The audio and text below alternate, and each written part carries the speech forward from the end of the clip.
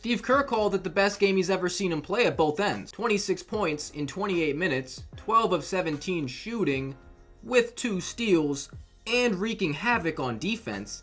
No points for this level of comp though. I don't care about no damn pseudo rivalry. This would have been disgusting to lose a game like this considering the circumstances of your season and who was playing in the game, but Jonathan Kuminga, just awesome. Once again, this is his 5th game with 22 or more in his last 6. He's averaging a shade under 20 in his last 25 games. Something you should remember about Jonathan Kuminga is that he's only 21 years old, and between Andrew Wiggins and Draymond Green, he's been jockeying for minutes against guys that are established professionals, championship starters, all-stars, early in his career. So establishing a rhythm in this environment when you don't have a ton of freedom within a team system as such a young guy, that's not easy. But this is the season where things really shift around for Golden State, moving Klay to the bench. That has never happened before. I don't have a lot of faith in this team to make any noise in the play-in this year. You would need 2 road wins, the first of which against LeBron and the Lakers. To call this season a disappointment would be an understatement for the Golden State Warriors. I, for one, thought this team could make some real noise, but Father Time, he's the one that's making the real noise this year. He's catching up to guys. Obviously, I mentioned Klay, whose ability I believe is hindered actually more so by the pair of nasty injuries that took 3 years off of his career, but Steph Curry, 36 years old, and Looney can't play, so it's 34-year-old Draymond and the rookie Jackson Davis, who's 6'9" at the 5 all game, which means you were losing the size battle in pretty much any matchup. Wiggins has looked totally disassociated this season. He is just a shell of himself in every aspect, from the personal issues he's been dealing with going back to last year, his brother actually stepping away from his season playing in Indonesia due to family matters. And as an outsider looking into this organization, I think the Golden State Warriors are toxic as hell. I know Bob Myers is a real happy camper to be out of there at long last. Draymond has the free reign to do whatever he wants, punching out teammates, running off at the mouth with only a shade of insensitivity.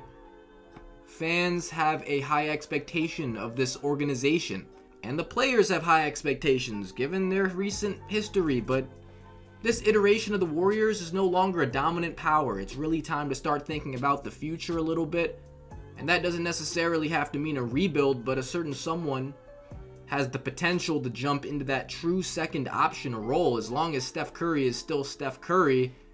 If there exists a bright spot for the team this season, it's year 3 of Jonathan Kuminga, who has taken a massive step forward and is frankly underrepresented as far as the most improved player discussion. Apparently still plus 6,000 to win it, which is completely insane. His jump this year has been as dramatic as the top candidates.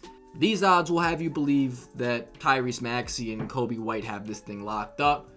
2 guys I'm not going to complain about, although I will say Tyrese Maxey now playing the point guard position without Harden and then Embiid missing a ton of games probably helps him out, just to amount bigger numbers, but I'll leave that alone. Kuminga has taken on a much bigger role and excelled.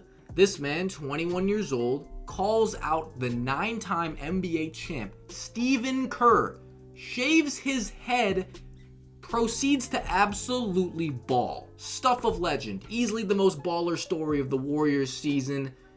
Warriors fans have been annoyed at points throughout Kuminga's career that he's not on the court enough.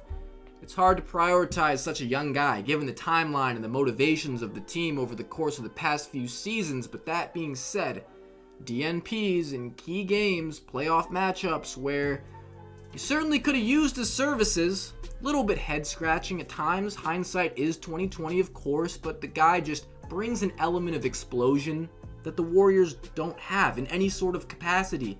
With Wiggins playing such disinterested basketball, this dude can do a lot of different things on the court.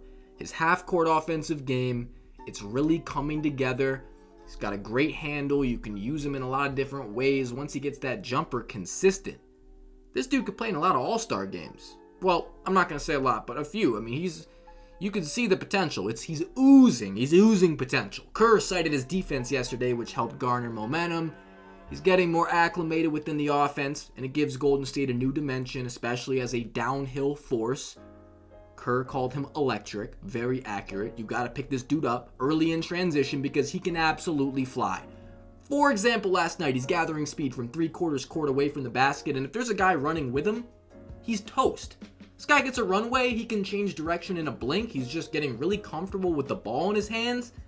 He's a dunk machine, probably a top 10 pure athlete in the association, which is a list I actually should make, come to think of it. But he's 11th in the league in dunks. And for a non-center, that's pretty damn impressive. The Warriors need any sort of shot creation they can get right now. And Kuminga can be a beneficiary of Steph Curry gravity. He can get to that pull-up 12-foot shot that he really likes, quick fluid motion with some elevation to shoot over guys.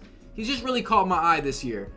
And I will also mention Brandon Pajemski before we go, the 19th overall pick, rookie, who is 3rd in minutes for the Warriors. So I suppose another silver lining for the team is this draft pick who can do a bunch of different things on the court. He can smoke a wide open layup for OT against the Bulls. Pajemski drives past, too easy, the layup!